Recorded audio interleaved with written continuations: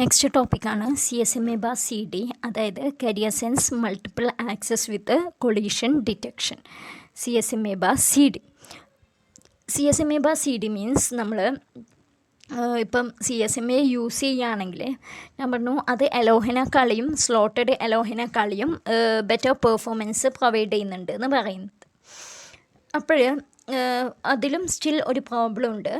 അതായത് ഇപ്പം നമ്മൾ CSMA യൂസ് ചെയ്തിട്ട് നമ്മൾ സെൻഡ് ചെയ്യാണ്. അപ്പോൾ 2 ഫ്രെയിംസ് കൊളൈഡ് ചെയ്യും. അപ്പോൾ എന്ത് ചെയ്യും, ആ കൊളൈഡ് ചെയ്ത് കഴിഞ്ഞാൽ ആ ഒരു കൊളീഷൻ നടന്നു കഴിഞ്ഞാൽ ആ മീഡിയം കുറച്ച് ടൈമേക്ക് അൺയൂസബിൾ ആവും. അതായത് ആ മീഡിയം പിന്നെ നമുക്ക് യൂസ് ചെയ്യാൻ പറ്റില്ല കുറച്ച് സമയത്തേക്ക്, വേറൊരു ട്രാൻസ്മിഷൻ നടക്കില്ല. അപ്പോൾ അത് എത്ര ടൈമത്തേക്കാന്ന് മീൻസ് നമ്മുടെ ആ ഡാമേജ്ഡ് ആയിട്ടുള്ള ഫ്രെയിംസ് നമുക്ക് ട്രാൻസ്മിറ്റ് ചെയ്യാനെടുക്കുന്ന അത്രയും സമയം അത് അൺയൂസബിൾ ആയിരിക്കും. അതായത് ആ ഡാമേജായ ഫ്രെയിംസ് എത്ര ടൈം ട്രാൻസ്മിറ്റ് ചെയ്യാനെടുക്കും ആ അത്രയും ടൈം എന്തായിരിക്കും, അൺയൂസബിൾ ആയിരിക്കും. സോ വലിയൊരു ഫ്രെയിംസ് ഒക്കെ ആണെങ്കിൽ നമ്മൾ ഈ ഒരു അൺയൂസബിൾ ആവുന്ന ആ പീരീഡ് കൂടുതലായിരിക്കും. കാരണം വലിയ ഫ്രെയിംസ് ട്രാൻസ്മിറ്റ് ചെയ്യാൻ കുറേ ടൈം എടുക്കും. സോ അത്രയും ടൈം ആ ചാനൽ അൺയൂസബിളായിട്ട് നമ്മൾ ഇരിക്കേണ്ടി വരും. സോ അതാണ് CSMAൻ്റെ ഒരു ഡിസഡ്വാൻറ്റേജ് എന്ന് പറയുന്നത്. അപ്പോൾ അത് ഓവർകം ചെയ്യാൻ വേണ്ടിയിട്ടാണ്, അത് ആ വേസ്റ്റ് ആവുന്നത് റെഡ്യൂസ് ചെയ്യാൻ വേണ്ടിയിട്ടാണ് എന്ത് ചെയ്യുന്നത്, നമ്മൾ CSMA/CD യൂസ് ചെയ്യുന്നത്. CSMA/CDയിൽ അതായത് നമുക്ക് ഈ ഒരു മീഡിയം വേസ്റ്റ് ആവുന്നത് എങ്ങനെ കുറക്കാമെന്ന് വെച്ചാൽ ഓരോ സ്റ്റേഷനും എന്ത് ചെയ്യുക, ലിസൺ ചെയ്യുക. ട്രാൻസ്മിറ്റ് ചെയ്യുമ്പം തന്നെ ലിസൺ ചെയ്തുകൊണ്ടിരിക്കുക. അപ്പോൾ ഞാനൊരു എക്സാമ്പിൾ പറയുകയാണെങ്കിൽ, അപ്പോൾ സപ്പോസ് എനിക്ക് ഇവിടെ എനിക്ക് ഒരു സെൻറ്റർ ഉണ്ട്, എസ് എന്ന് പറഞ്ഞ് ഇവിടെ വേറൊരു സെൻറ്റർ ഉണ്ട്. അപ്പോൾ ഇയാളൊരു ഫ്രെയിം ട്രാൻസ്മിറ്റ് ചെയ്തു, ഇയാളൊരു ഫ്രെയിം ട്രാൻസ്മിറ്റ് ചെയ്തു. അതായത് ഇയാൾ ഈ ഫ്രെയിമിൻ്റെ ഫസ്റ്റ് ബൈറ്റ് എടുക്കും, അത് സെൻഡ് ചെയ്യും. പിന്നെ സെക്കൻഡ് ബൈറ്റ്, അങ്ങനെയാണല്ലോ ഒരു ഫ്രെയിം ട്രാൻസ്മിറ്റ് ചെയ്യുക, സെക്കൻഡ് ബൈറ്റ് സെൻഡ് ചെയ്യും. അപ്പോൾ ഇങ്ങനെ വലിയ ഫ്രെയിമാണ്. സോ ഇവിടെ എത്തുമ്പോൾ രണ്ടാളും കൊളൈഡ് ചെയ്തു. അതായത് ഇവിടെ വെച്ച് ഈ 2 ഫ്രെയിംസും കൂട്ടിമുട്ടി കൊളീഷൻ നടന്നു. സോ അപ്പോഴും എന്തായിരിക്കും, ചിലപ്പോൾ ഇയാൾ ട്രാൻസ്മിറ്റ് ചെയ്ത് കഴിഞ്ഞിട്ടുണ്ടാവില്ല. ഇയാൾ ഫസ്റ്റ് ബൈറ്റ് എടുത്തു, അപ്പോൾ ആ ഫസ്റ്റ് ബൈറ്റ് ഇങ്ങനെ ട്രാവൽ ചെയ്തുകൊണ്ടിരിക്കുന്നുണ്ടാവും, ഇയാളെ ഫസ്റ്റ് ബൈറ്റും ട്രാവൽ ചെയ്തുകൊണ്ടിരിക്കുന്നുണ്ടാവും. അപ്പോൾ എന്ത് ചെയ്യും, ഇയാൾ പിന്നെ സെക്കൻഡ് ബൈറ്റ് എടുക്കും, സെൻഡ് ചെയ്യും, തേർഡ് ബൈറ്റ് എടുക്കും, സെൻഡ് ചെയ്യും, ഇയാളും അതേ പ്രൊസീജിയർ തന്നെ കണ്ടിന്യൂ ചെയ്യും, ഫോർത്ത് ബൈറ്റ് എടുക്കും, സെൻഡ് ചെയ്യും. അതിനെയാണ് ആ ട്രാൻസ്മിറ്റ് ചെയ്യാനുള്ള ടൈമിനെയാണ് ട്രാൻസ്മിഷൻ ഡിലേ എന്ന് പറയുന്നത്. അതായത് സെൻറ്റർ ഈ ഓരോ ബൈറ്റായിട്ട് ഇവിടെ നിന്ന് സെൻഡ് ചെയ്യാനുള്ള ഡിലേ ആണ് ട്രാൻസ്മിഷൻ ഡിലേ എന്ന് പറയുന്നത്. പ്രൊപ്പഗേഷൻ ഡിലേ മീൻസ് നമുക്ക് ഒരു ചാനൽ ഉണ്ടെങ്കിൽ ആ ചാനലിലൂടെ അത് പാസ് ചെയ്യാൻ ഒരു ടൈം എടുക്കുമല്ലോ, അതിനെയാണ് എന്ത് പറയുന്നത്, പ്രൊപ്പഗേഷൻ ഡിലേ എന്ന് പറയുന്നത്. ചാനലിലൂടെ പാസ് ചെയ്യാൻ എടുക്കുന്ന ഡിലേ ആണ് പ്രൊപ്പഗേഷൻ ഡിലേ. സോ ഇവിടെ ഇങ്ങനെ ട്രാൻസ്മിറ്റ് ചെയ്തുകൊണ്ടേയിരിക്കുന്നുണ്ടാവും. അപ്പോൾ ഫസ്റ്റ് ബൈറ്റ് ഇങ്ങനെ ട്രാവൽ ചെയ്ത് ഫസ്റ്റ് ബൈറ്റ് രണ്ടാളും കൊളൈഡ് ചെയ്യും. അപ്പോൾ ആ ഫസ്റ്റ് ബൈറ്റ് കൊളൈഡ് ചെയ്യുമ്പം തന്നെ 2 സെൻറ്ററിനും അത് മനസ്സിലാക്കാൻ പറ്റിയിട്ടുണ്ടെങ്കിൽ ഇവർക്ക് എന്ത് ചെയ്യാം, ഇവിടെ ട്രാൻസ്മിഷൻ സ്റ്റോപ്പ് ചെയ്യാം. സപ്പോസ് ഇപ്പോൾ ഒരു 5000 ബൈറ്റാണ് ഇയാൾ സെൻഡ് ചെയ്യുന്നത്.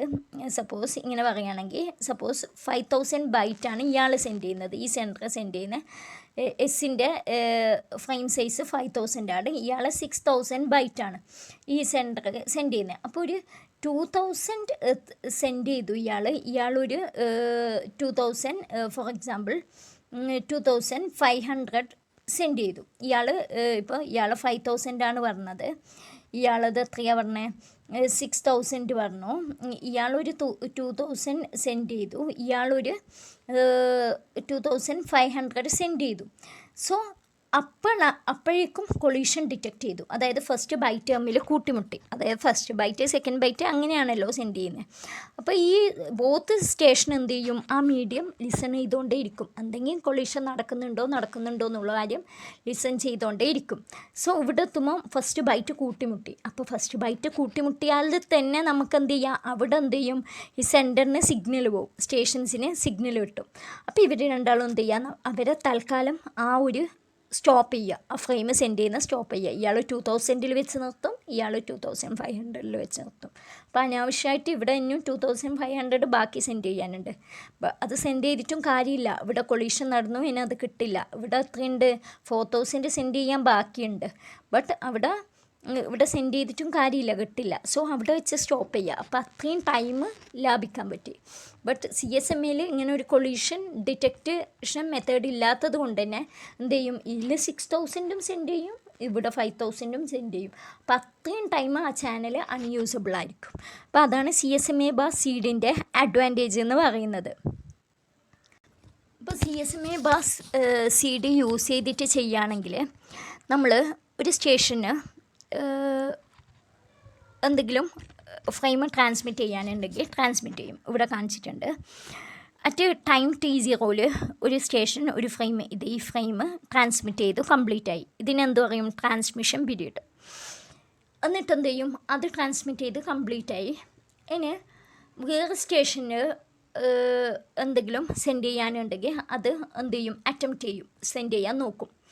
അപ്പോൾ മോർ ദാൻ വൺ സ്റ്റേഷൻ ഒരേ ടൈം സൈമിൾട്ടേനിയസ് ആയിട്ട് സെൻഡ് ചെയ്യാൻ നോക്കുമ്പം ഒരു കൊളീഷൻ നടക്കും. ഈ ഫ്രെയിം സക്സസ്ഫുള്ളായിട്ട് റീച്ച് ചെയ്തു ട്രാൻസ്മിഷൻ പീരീഡിൽ T0 എന്ന് പറയുന്ന ടൈമിൻ്റെ ഉള്ളിൽ.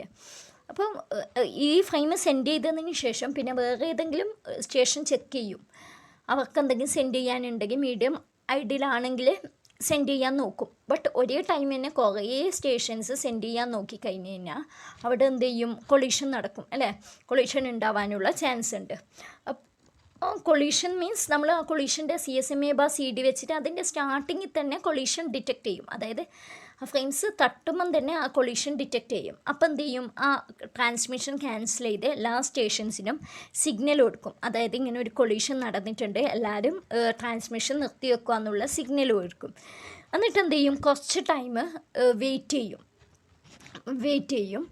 അപ്പോൾ എന്നിട്ട് എന്ത് ചെയ്യും, ഈ പ്രൊസീജിയർ അതായത് നമ്മൾ എന്ത് ചെയ്യുക, ചാനലിനെ സെൻസ് ചെയ്യും ഐഡിയലാണോന്ന്, എന്നിട്ട് പിന്നെ ട്രാൻസ്മിറ്റ് ചെയ്യാൻ നോക്കും. ആ ഒരു പ്രൊസീജിയർ റിപ്പീറ്റ് ചെയ്യും. അപ്പോൾ അതാണ് പറയുന്നത്. അപ്പോൾ ഇവിടെ ട്രാൻസ്മിഷൻ പീരീഡ് പറഞ്ഞു, ഇവിടെ കണ്ടൻഷൻ പീരീഡ് മീൻസ് ആ നമ്മുടെ കൊളീഷൻ നടക്കുന്ന പീരീഡ് ഇല്ലേ, അതിനെയാണ് കണ്ടൻഷൻ പീരീഡ് എന്ന് പറയുന്നത്. അതായത് ട്രാൻസ്മിഷൻ പീരീഡും ഉണ്ടാവും, കണ്ടൻഷൻ പീരീഡും ഉണ്ടാവും. ആ കണ്ടൻഷൻ പീരീഡ് കഴിഞ്ഞിട്ട് പിന്നെ ഈ ഫ്രെയിം ആദ്യം സക്സസ്ഫുള്ളായിട്ട് ട്രാൻസ്മിറ്റ് ചെയ്തു. ഈ കണ്ടൻഷൻ സ്ലോട്ടിൽ എന്തോ കൊളീഷൻ നടന്നു, പിന്നെ ഇവിടെ ഫ്രെയിം ട്രാൻസ്മിറ്റ് ചെയ്തു. പിന്നെ നെക്സ്റ്റ് ഇവിടെ ഐഡിയൽ പീരീഡ് ഉണ്ട്. ഐഡിയൽ പീരീഡ് മീൻസ് ആരും ഒന്നും ചെയ്യാത്ത, അതായത് ആർക്കും ഒന്നും സെൻഡ് ചെയ്യാനില്ലാത്തൊരു പീരീഡൊക്കെ ഉണ്ടാവും, അതിനെയാണ് ഐഡിയൽ പീരീഡ് എന്ന് പറയുന്നത്. ഇതിവിടെ ട്രാൻസ്മിഷൻ പീരീഡിൽ ട്രാൻസ്മിറ്റ് ചെയ്തു. അപ്പോൾ ഇതാണ് CSMA/CD ഒരു സ്ട്രക്ചർ എന്ന് പറയുന്നത്.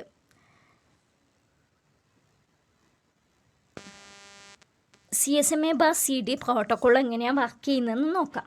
അതായത് ഇഫ് ദ മീഡിയം ഐഡിയൽ ആണെങ്കിൽ എന്ത് ചെയ്യുക, ട്രാൻസ്മിറ്റ് ചെയ്യുക. If the medium is ideal transmit ചെയ്യുക. അല്ലെങ്കിൽ എന്ത് ചെയ്യുക, സ്റ്റെപ്പ് 2ലേക്ക് പോവുക. ഐഡിയൽ അല്ലെങ്കിൽ സ്റ്റെപ്പ് 2ലേക്ക് പോവുക.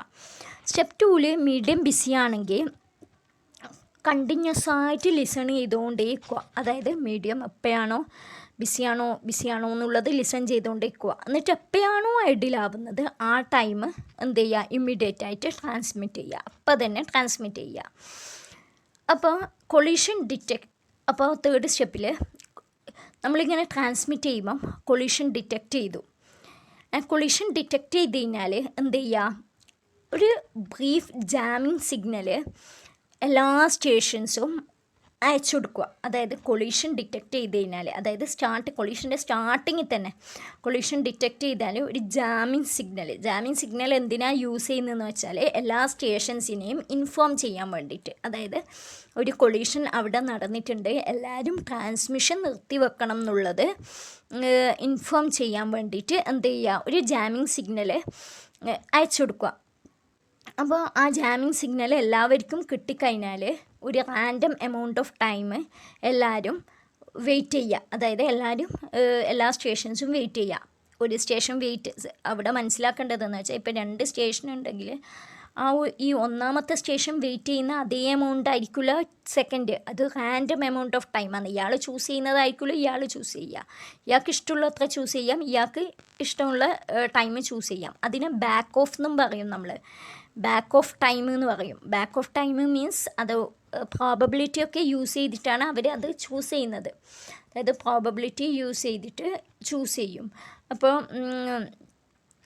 അത് ചൂസ് ചെയ്യുന്നത് നിങ്ങൾക്ക് അത്രേ പഠിക്കാനുള്ളൂ. അപ്പോൾ ഒരു ബാക്ക് ഓഫ് ടൈം അത് വെയിറ്റ് ചെയ്യും. അത് രണ്ടും രണ്ട് ഡിഫറെൻറ്റ് ടൈം ആയിരിക്കും. അതുകൊണ്ട് തന്നെ പിന്നെ നെക്സ്റ്റ് ടൈം കൊളീഷൻ നടക്കാനുള്ള ചാൻസ് കുറവായിരിക്കും. കാരണം ഇത് വെയിറ്റ് ചെയ്ത അതേ സമയമായിരിക്കില്ല ഇത് വെയിറ്റ് ചെയ്യുന്നത്.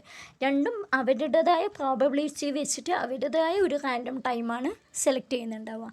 സോ പിന്നെ ഒരു ഇത് നടക്കൽ പ്രോബബിലിറ്റി ചാൻസ് കുറവാണ് ഇത് കൊളീഷൻ നടക്കാനുള്ള. സോ വെയിറ്റ് ചെയ്യുക, എന്നിട്ട് എന്ത് ചെയ്യുക, ട്രാൻസ്മിറ്റ് ചെയ്യുക.